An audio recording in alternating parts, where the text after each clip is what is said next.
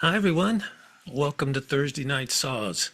I hope all are well tonight. This is Tim Ard and wishing you a good evening. We have some questions and comments we'd like to talk about tonight having to do with chainsaws. If you have anything that you'd like to bring up as far as topics go, it's kind of open mic tonight. And so you can enter them into the comment sections on either Facebook or YouTube.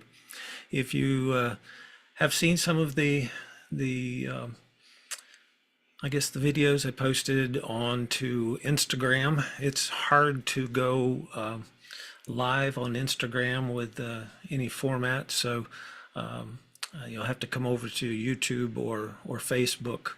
Should be live on there to be able to place any comments or questions. But I want to be showing a little bit of a couple videos that I posted here over the past couple of weeks and have some discussions on them.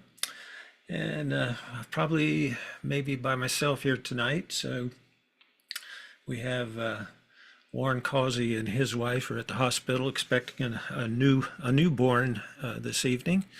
And Chris's birthday, he's up in New York and celebrating that. And so I don't know if anyone else will be checking in tonight or not, but hopefully I can answer questions. If not, we will get back to you on it for sure. But we had a great week here. It's kind of warm, probably is where you are too, and that I see and talking to different folks, a lot of things going on out there as far as chainsaws are going. A lot of cutting is taking place. I think the West Coast a little bit slowed down because of some dry weather and fires, but that's about typical for this time of year. Things kind of cut in the morning only, trying to keep the fire dangers down. But everything else is going pretty good. And so I wanna just take and play a little bit of a video that I posted on Instagram. It's also on YouTube and Facebook, but it's having to do with barber chairs. I had Chris Childs had sent me a video that one of his friends, he has a tree service, I think in North Carolina, and he had an interesting situation came about here not too long ago, and that was started to drop some trees on a home project there, and more or less one of them kind of barber chaired pretty high. And if you hadn't seen it, I'm going to play through it here in just a second. But it's quite interesting, and there's been over 40,000 or so views on it, and about almost 400 questions or comments have come in. Some questions, but mostly comments, because I asked some simple questions on this particular video. So I'm gonna play through that, and then we can kind of use that for some discussions till other questions come in here tonight. And so this one has to do, let's see here, I think this one's it here. So I'm gonna play through it here, and you can kind of see through. Hopefully the sound is up.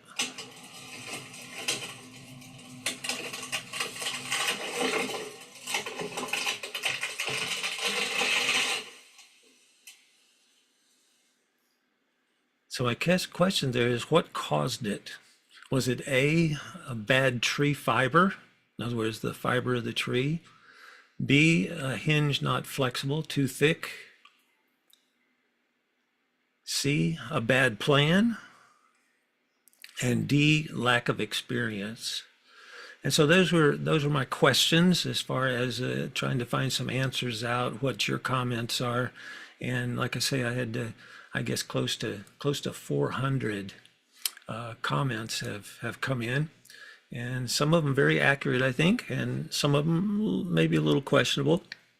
But that's what it's all about. We all learn from those kinds of things that we talk through. So I think that's the key to looking at these situations. So as we think through just a little bit the that particular incident. And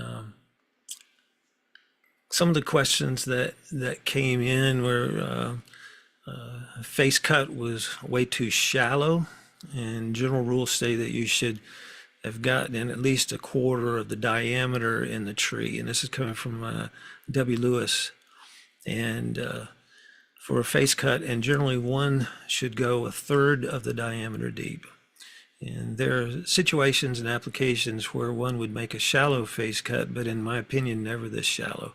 From the angle provided, the face cut looks to be 2 to 3 inches deep, or about 10% of the tree's diameter. And it almost looks like you did on purpose in order to demonstrate a barber chair. I don't know. I don't think they did it on purpose. What I had heard from Chris in his conversations with the person that cut it, the crew actually that cut it, he said that they had some obstacles around, so they wanted to be very cautious with it. So he thought he'd leave just a little bit thicker hinge, and so I think that became it. I had originally thought that it was oak, but looking at it, I was able to slow motion the top in the fall, and I think it's a hickory tree. And so, hickory, oak, those kinds of things. And I always tell people it's maybe not as much the species of the tree as it is specific trees, but this one is, I think, a hickory. And so hickory has some very strong straight fiber. But if you look here at this particular setup, and let's see if I can bring this up where you can look at it here.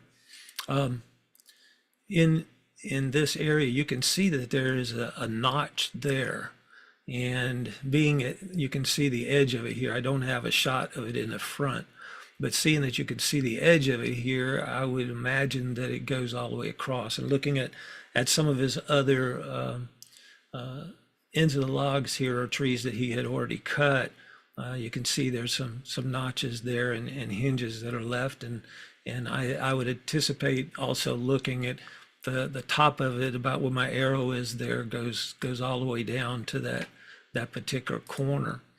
And so he had a notch in there, and looks to be probably 80 degrees or so open.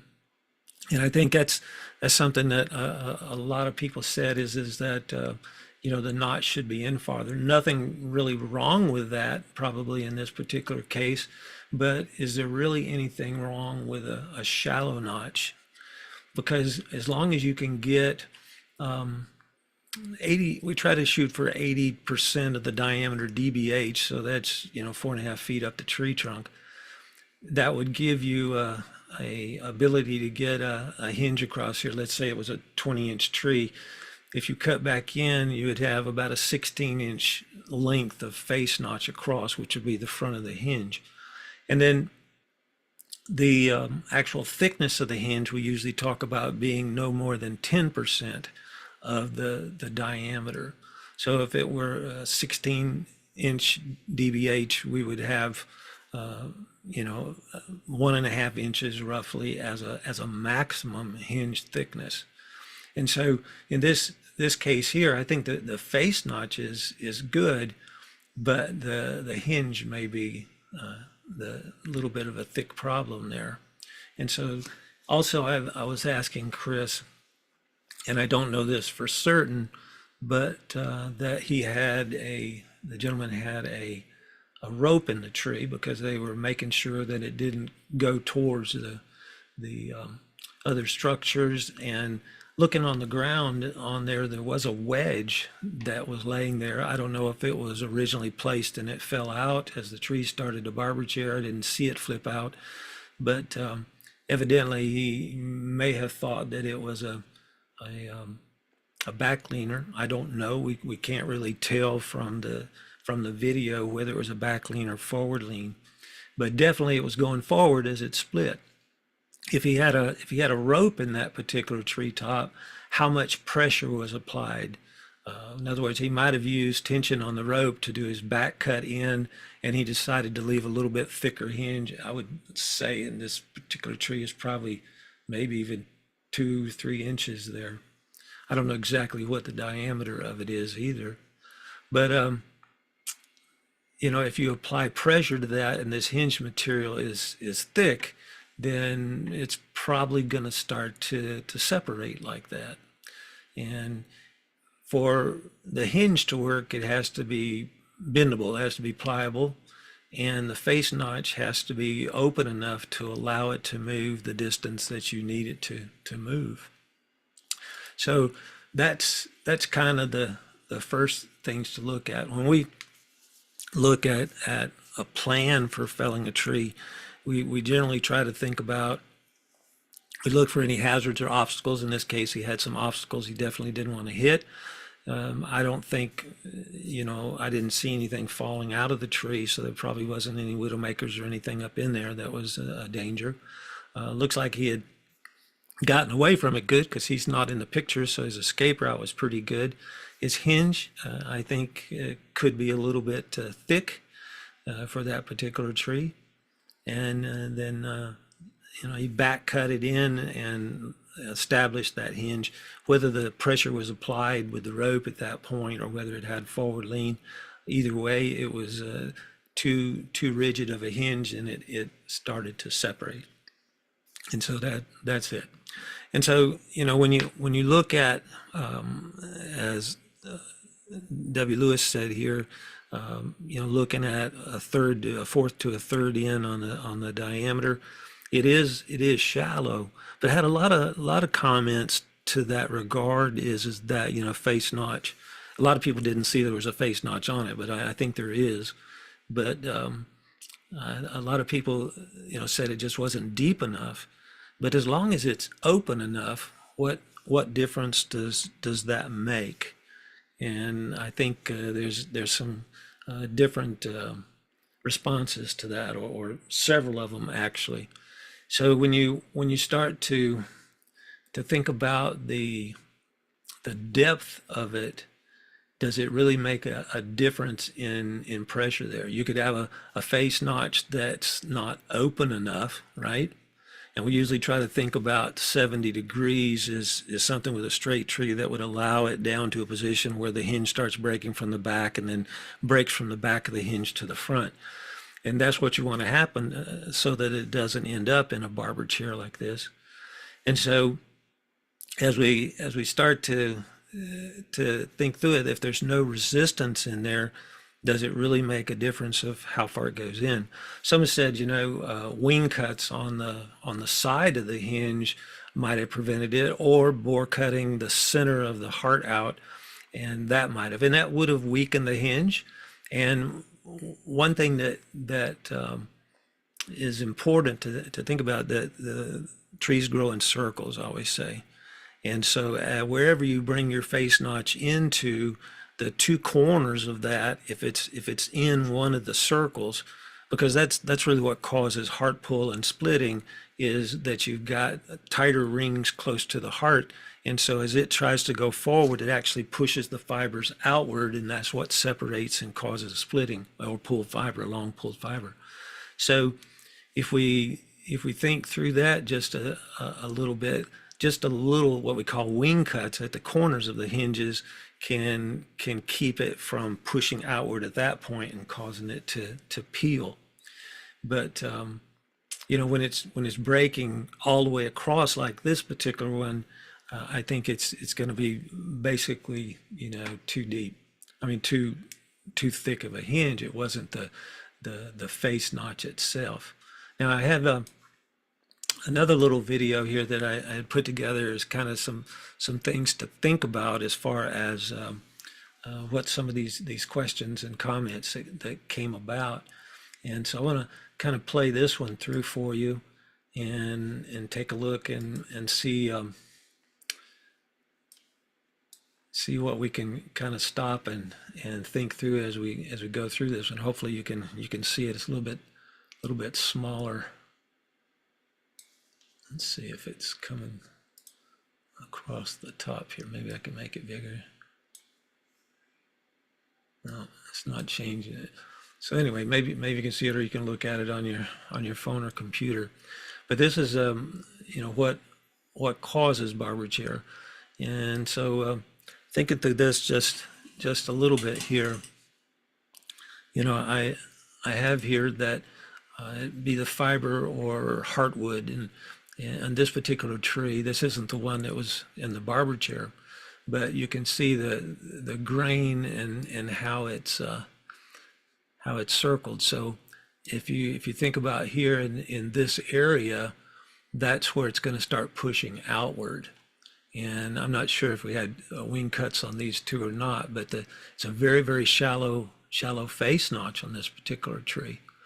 And then the heartwood, the closer you get to the center, as you have circles here, that's what really starts to pull. So oftentimes in high dollar value log there, you would cut in farther to try to get past that fiber going forward.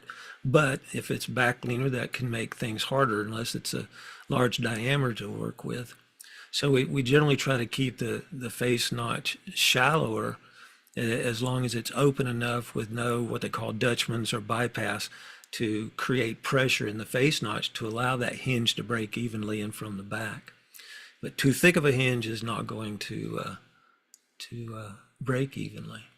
So either real straight fiber or it could be dead fiber. A lot of people think about that. If you've got something that's dried, it's going to affect differently.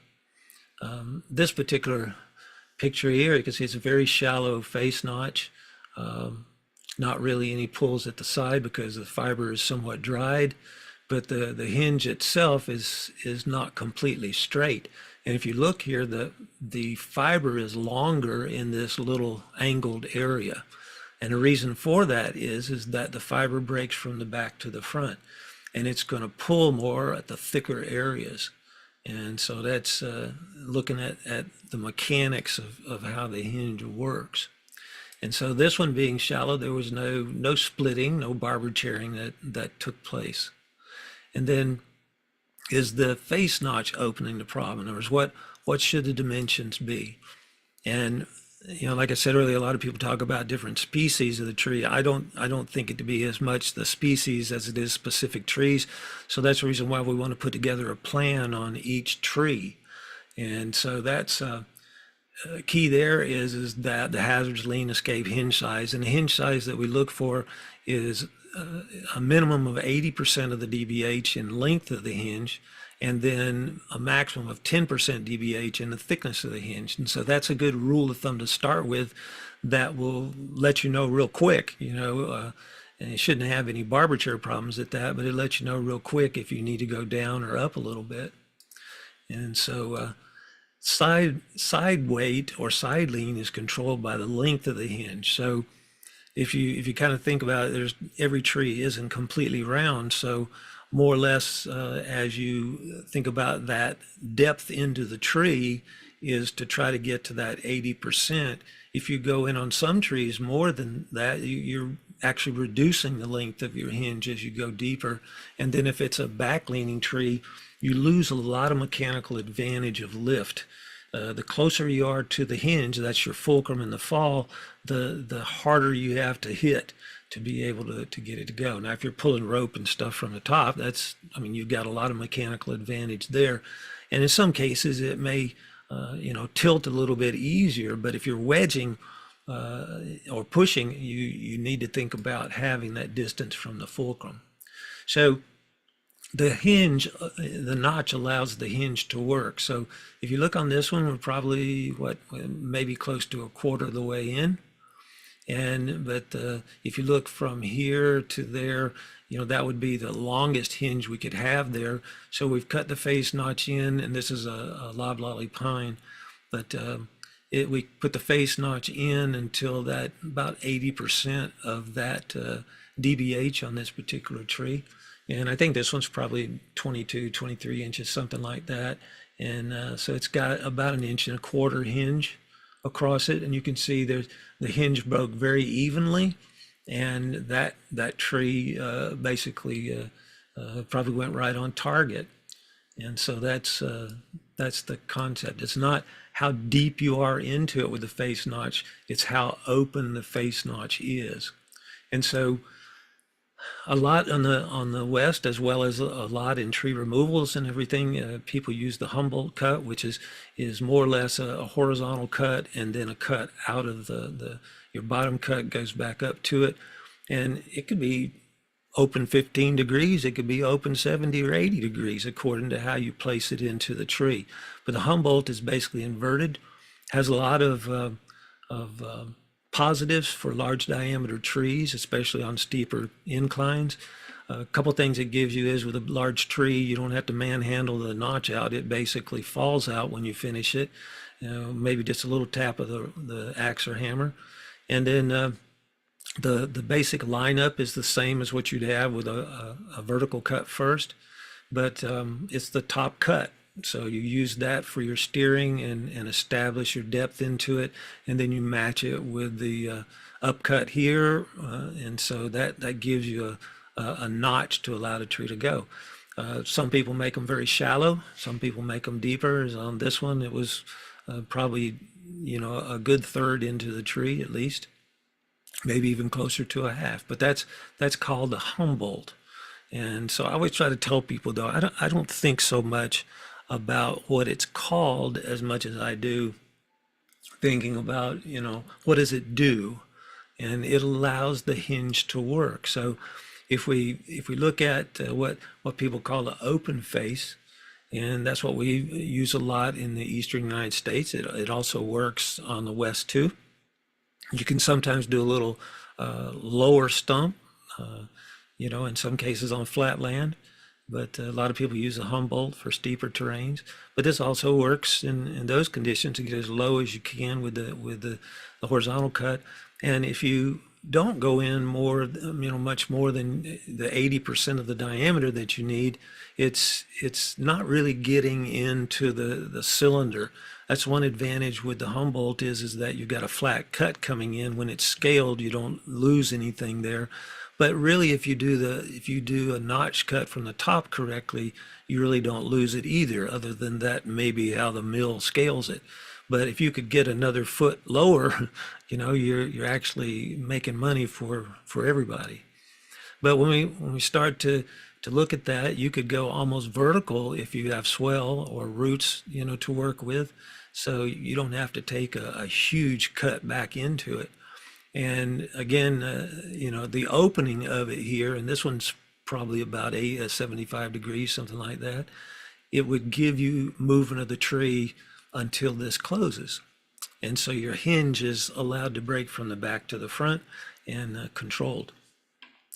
And then the other one, just thinking about whether it's a common or a standard notch, or whether it's open face. Open face would be written as 70 degrees or more. But some people use a narrower notch, which how open is enough? Well, if it doesn't have all that far to go or whatever, 30, 45 degrees will actually create a nice smooth front of the hinge, and it's not going to sever that hinge or break the hinge until you get to the closing. Now again, on the Humboldt, a lot of advantage there for real tall trees is that it tends to allow, when you have that angle off of the bottom, it tends to allow the butt hit the ground before the top does, so you don't get as much top shatter on a really tall tree. Although you can have a combination of that too, because you can make that either way. But making, say, 45 degrees, a straight tree is going to be halfway to the ground, and it's going to break the hinge off. So you've lost control at that point. And so having enough opening there, whether it's Humboldt or standard or common or open face, is the important part to be able to maintain your hinge until it gets to the position that you need for it. And the idea of notching and hinges is directional felling. And that's to be able to steer the tree between other trees or away from other tops or trees or objects or whatever. And so that notch is important to keep that hinge intact. And something called a Dutchman or a bypass in that back corner, and in a shallow, not a shallow, but a not wide open Humboldt or a standard notch, you have a Dutchman in that back corner, you've lost the effectiveness of that notch, and the hinge is going to start to be stressed almost immediately. So another one that you think about is that 70 to 90. And in this case right here, it's cut back in probably a good third into the tree, but it doesn't have to be that far to have that same opening. So if you didn't have a lot of side weight, you could have a face notch way out here and have it open enough where it works somewhat like a Humboldt, but yet still gives you the ability to cut some down from the top. And there's also issues of the angles of the fiber and how your chain approaches it and cuts and those kinds of things. But you know, if you're cutting up, you're using a pulling chain with the Humboldt, but or you could be cutting with the top of the bar and doing a pushing. Well, same thing on this one. It's according to how you approach the cut, and it's according to how you have your chain set up also to be able to work with those particular angles. Because when you get going at a cross angle, chain doesn't feed quite as well in some cases unless it's set up properly. So here, when you start to look at that, would be a 70 to 90 degree opening, and that would allow that tree to go pretty much down to the ground. So here's another shallow one. You can start to see some pulling over here, and so it didn't Barber Chair. It didn't split. It started to separate just a little bit, but most of that was because of the side over here, or as it hit the ground, it bounced. This was a high stump I was doing for a demonstration. So it was something there, but as we start to look, the shallow didn't affect it. Now here's one that I think it was on an ash tree. I'm not quite certain, but this was a pretty gnarly looking one. But you can see that this was kind of the face notch that was on the one in the Barber Chair picture, and very shallow, but yet open probably 85, 90 degrees almost. And this one, the bore cut, and that was something I had a lot of comments on. They should have bore cut the one that Barber chaired, and that would have been it, except for, and I'm not so sure that he didn't bore cut that particular one, but he chose to leave the hinge a little bit thicker. And in this case right here, he set it up with a bore cut. The hinge was all established, and then as it moves, it didn't split or pull any at all.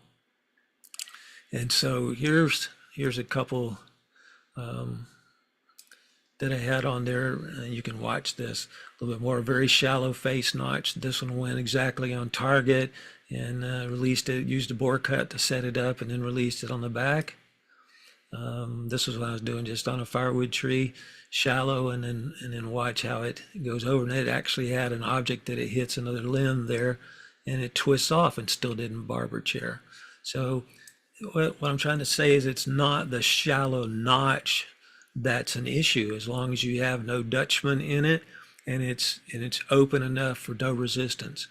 So in this case here, if you've got time to cut from the back and then establish the hinge before the tree moves much, you're good to go. If you think about a deeper notch does enable you to be able to cut faster to that point. And so a lot of people think about, yeah, I want to put a bigger, a farther notch in so that I don't have as much back cut to do to be able to establish the hinge, because I don't want the tree moving and barber chairing. Well, if you can't outcut that movement, the best thing to do is to go ahead and set that up with a bore cut through and then release from the back. That way you've got, you don't have to chase it. All you have to do is release it once you get to that point. But this one, as you can see, it doesn't split either. And here's a large oak that has a very shallow face notch, and then no splitting on it either. So I going back to what I said about the one that Barber chaired is that the hinge width was really, the holding wood width was really the issue with it. And so here's one that had this is a pretty wet area, very strong fibers, and you can see what happens as it starts to go. Now this one had too much hinge on one side, and it started to peel out the side, and then went down. And you can see how thick it is on this side and thin on that side. The fiber still breaks from the back to the front. So unless it twists off, and in that case, it hit another tree. But if I remember correctly, but more or less it spun off of the hinge. But in a lot of cases, even with that much, it's going to go to the face notch. And here you can see hinge just a little bit too thick. And what happens, it starts to separate. And that's exactly what happened on the hickory of the Barber chair. So it's not the depth of the hinge. And I've seen this many, many, many times. It's not the depth of the hinge. A shallow face notch, as long as you don't have a lot of side weight. Now, if you've got side weight, a lot of side weight, or it's going to hit something, it can twist off of that. So it's just like if you think about a hinge on a door, is that the strongest hinge you can have is a piano hinge all the way down the length of the door. But most in our houses, you've got one hinge on top, one on the bottom, and maybe one in the middle, and that gives you the support that you need to carry that heavy door. Same thing here. If you've got a lot of side weight, you want to move your hinge back in to at least that 80% of the diameter situation. And so when I say that, if it's a 20-inch tree, this hinge across here would be 16 inches long. And that just gives you a rule of thumb to start to work with. And I can tell you it's pretty doggone accurate when you start to work with that. And if I have this one, if it's a 20-inch tree, then no more than a 2-inch hinge. And once I start to see, that this one pulled a little bit, I know in that area with that same type of tree, I'm probably down to 5% in some cases. And so I don't have to have 10%. That's 10% is a maximum. 80% is thought to be a minimum. And here this was a dead ash tree, and he had, because it was longer than the bar that he had, so he bored this side over here, and then he went to the other side, and he had a bypass on it. He had a Dutchman, and that when it started to move, ended up, and I don't know if I've got a picture of it there or not, but he had a Dutchman, and as it started to go, it went to that position. I backed him up from it, and more or less it sat there for probably 15 seconds, and then all of a sudden, pow, it popped and it went onto the ground. It still went exactly to the face notch that was there planned, but it more or less snapped that material because it was too thick, and it went onto the ground. And then, fiber separating at the back of the hinge means it's too thick. But if it breaks evenly from the back to the front, then that's what you want it to do, no matter what the species is. I mean, that's really what you have. So splitting issues, basically hinge is too thick, I think is the number one. Dutchman or a bypass or a notch that's not open enough. And then the tree falls before the hinge is prepared. And that could be that, the hinge is too thick, or there's a Dutchman, and we didn't clean it up, or we didn't get that hinge down to where it's bendable. And I think that's really what starts to eliminate a lot of the issues with potential barber chairs out there.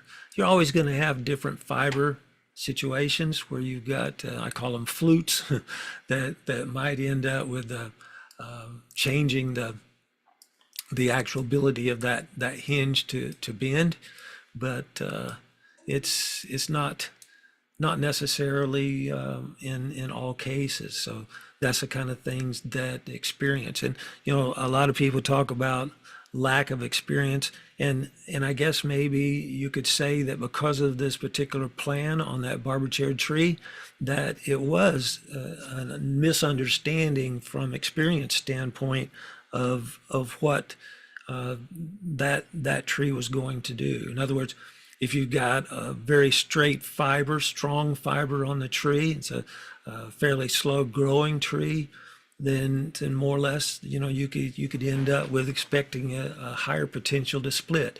So yeah, it is kind of an experience thing, but I don't think this gentleman had a lack of experience. He had a lot of time on working in the trees. So, I see this all the time where people say, well, you don't know about this, you don't know about that, or whatever. I can tell you that it's a lot of times very experienced people who are hurt cutting trees and that have been doing it for many, many years. It's that we missed that one thing on the planning process that ends up not going as we thought it was going to, and that's what happens. If he would have been there still chasing that tree that Barber chaired, it might have hit him and threw him back and done serious damage. But he was able, because of how he had it set up, and I don't know whether he was putting the pressure on the rope once he had it set or whether he boarded and released it. He was able to get away from it. He's not sitting there trying to produce the hinge while the tree is actually moving. One other picture here, and I've showed this before, but this is a tree that talked about that.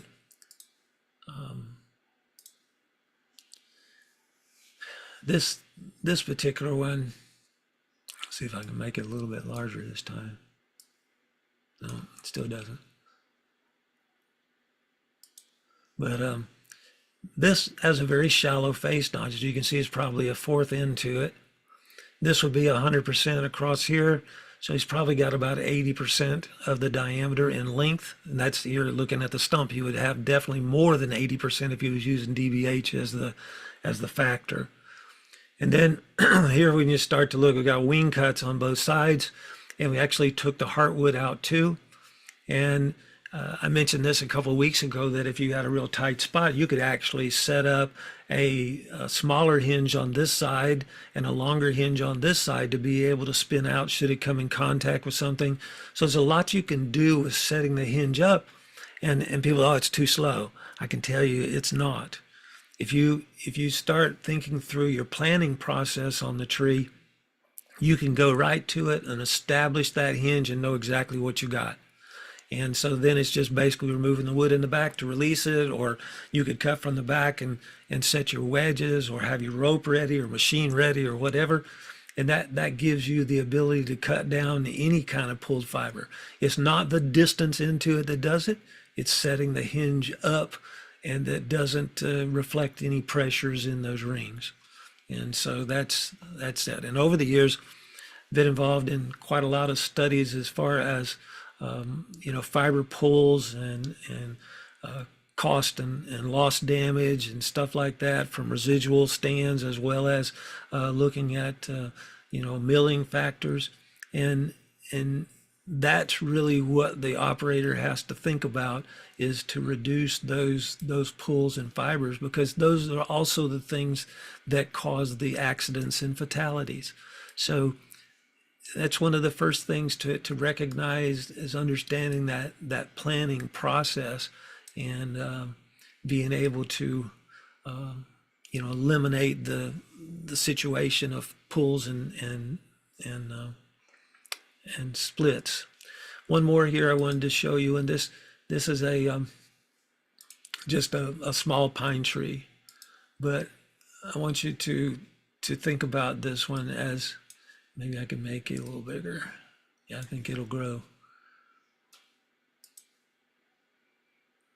So here, if I take this and watch how it works, it's a very, very shallow face notch, about a 1-inch hinge on that tree. And if you look at how it goes, and I can tell you this works exactly the same on a 5-foot diameter tree as it does on a 1-foot diameter tree. If you set up that hinge in percentages, then more or less you can be able to have a rule of thumb that works on just about any situation there. And it also works on limbs and tops. And so here you can see that face notch, which in this case was an open face, is more or less about 70 degrees open. And that allows that to go down with no resistance. You could think about, you've got full control on that tree to the spot. And probably this one is a little bit thick for this particular tree too, but it's going to keep it just like a hinge on a door going to that position. And so that's the reason why we use those rules of thumb. And so, to keep barber chairs from happening is to think through those processes and be able to take and apply those to really any tree. A lot of good comments came in from West Coast as well as East, but there's a lot of people that maybe are new firewood cutters or whatever that are on here too, and asking questions. And I think it's so important that and it's not really easy to see with this particular barber chair video either as to, did it have side lean? Did it have forward lean? Did it have back lean? And you see all of this on YouTube and videos quite often is that, people are cutting something, but you don't really know what the entire story is. You don't know what the plan is. So it's very hard to then read the results.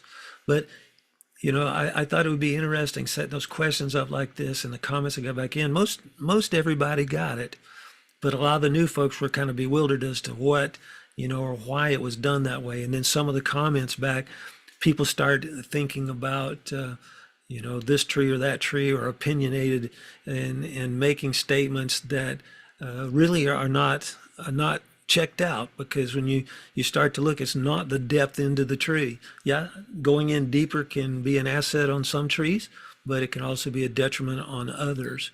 And so as you start to look at that, thinking through the basics of how that fiber works is really what makes a difference in being able to do it productively, maintain the value as well as the safety.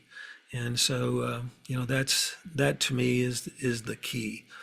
You should be able to explain why. And I had a lot of them. I went back and I asked other questions. They said, well, make the cut in farther. Make the this one is you didn't cut a scarf. The tree is out of control. It could go anywhere.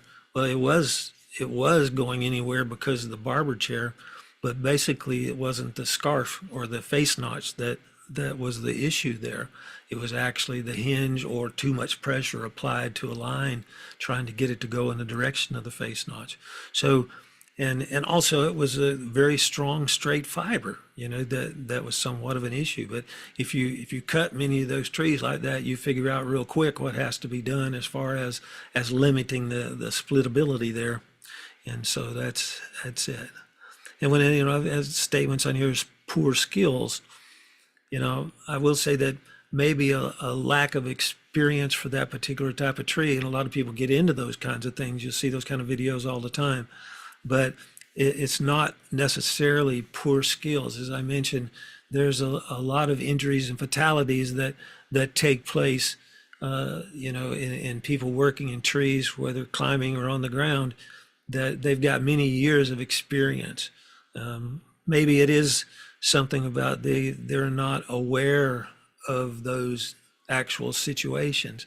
And that's why I think it's so important that as we look at these things on YouTube and Facebook and on Instagram and think about some of these videos that you watch is looking at, it's not a thing of skill or experience. It's a thing of putting together a plan or knowing what the plan is in that case to be able to do it more efficiently. And one of the biggest things is to be able to pass it along to others. And so that's the reason why I asked some of the questions, when you say there need to be a not enough undercut. Well, why? What difference does that make? You should be able to explain that to your next door neighbor or your coworker as to how that works. And if you try both shallow and deep, you'll see that that's not the issue. It's how much hinge you have. It's how you steer it, whether it hits anything, all those kinds of things. Those are all factors that you start to read when you start off with a plan. And people say, oh, it takes too long to think about all that stuff. Well, the more times you think about it, the faster you get at it. And so that's what makes it efficient as well as maintaining safety. Because as I always say, as someone told me, an accident is an unplanned event.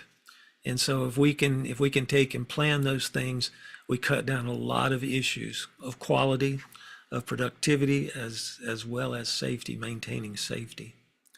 So if you get a chance, go back through on the Instagram and take a look at some of those comments and see how you would explain it to that person. And it's so important that we train those around us that are working, and especially with new employees. I had one story was told to me this week, and it's current.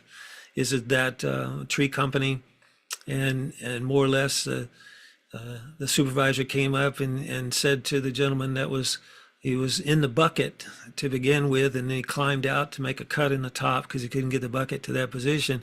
Supervisor said, "I didn't know you could climb," and the thing is that he wasn't a climber, but he was doing something trying to get the job done. But it's so important that we understand that whole process, isn't it? Is because if we start skipping past the planning process, we could end up hurt. And the biggest thing was it was the second week he had been working with tree work. So, and it's not really forgiving. A lot of the first 6 weeks to 6 months on the job is when a lot of things happen, and then for some reason. It used to be, I don't know, it may have changed now, but it was after the age of 55 because supervisors were there at that point, or it was a supervisor that got hurt, or it was somebody that had been in that tree or woods situation many, many, many times and forgot to plan that one tree. So it's so important.